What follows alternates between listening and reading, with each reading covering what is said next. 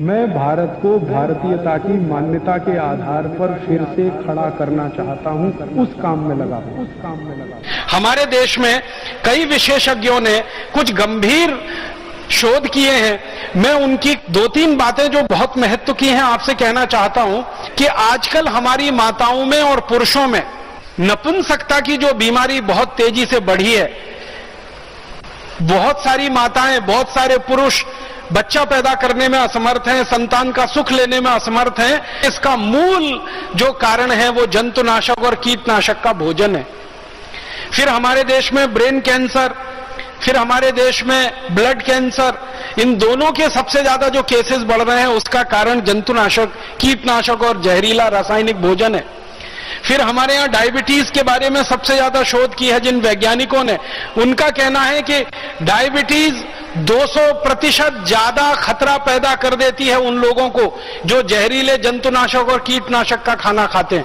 माने एक व्यक्ति अगर सामान्य खाना खाता है जिसमें जहर नहीं है और दूसरा व्यक्ति जो जहर वाला खाना खाता है, कीटनाशक और जंतुनाशक और रासायनिक खाद का, तो जो जहर वाला खाना खा रहा है उसको 200% ज्यादा संभावना है डायबिटीज होने की बनिस्बत की उसके के जो शुद्ध खाना खा रहा है।